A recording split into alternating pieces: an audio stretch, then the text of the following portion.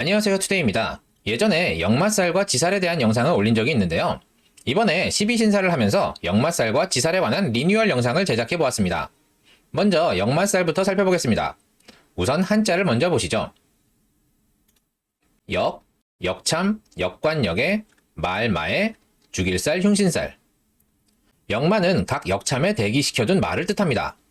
역참은 말을 바꾸어 타던 곳이라는 뜻으로 옛날 중요한 길목에 교통, 통신, 숙박을 목적으로 만들어진 공공기관을 뜻합니다.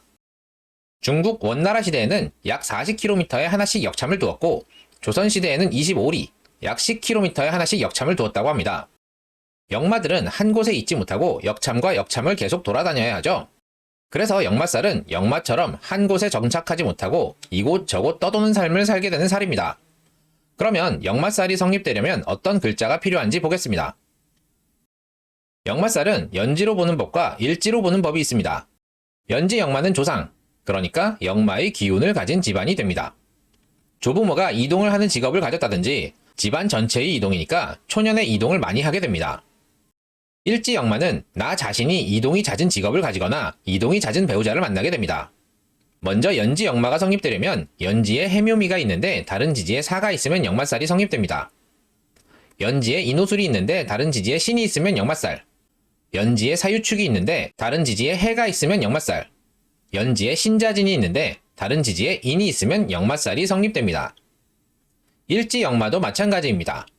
일지에 해묘미가 있고 다른 지지에 사가 있거나 일지에 인호술, 다른 지지에 신, 일지에 사유축, 다른 지지에 해, 일지에 신자진, 다른 지지에 인이 있으면 일지 역마가 성립됩니다.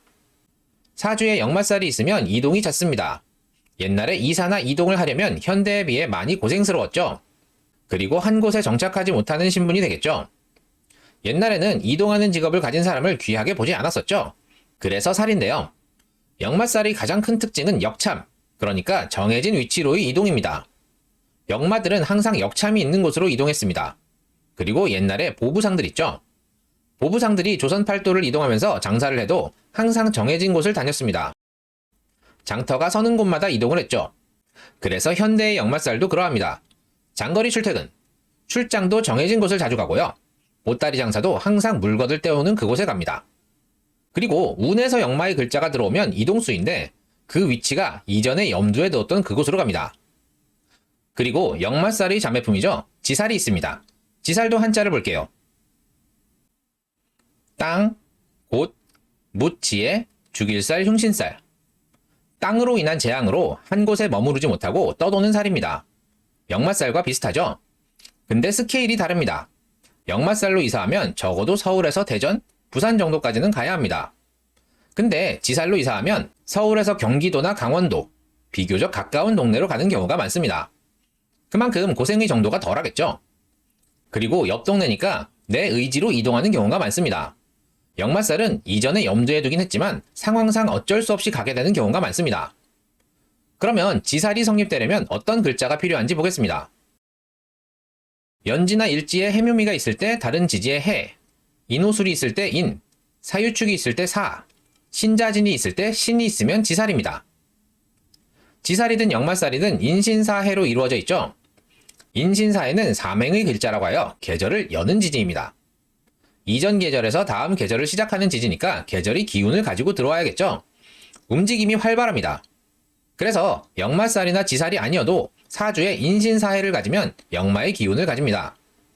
일단 사람이 빠릅니다. 부지런하고요. 약속 시간보다 항상 먼저 오시는 분들 있죠. 지지에 인신사해 하나 이상은 있으실 겁니다. 오늘은 역마살과 지살에 대해 알아봤는데요. 도움이 되셨나요? 도움이 되셨다면 구독과 좋아요, 알림 설정 꼭 부탁드립니다. 그럼 이만 마치도록 하겠습니다. 감사합니다.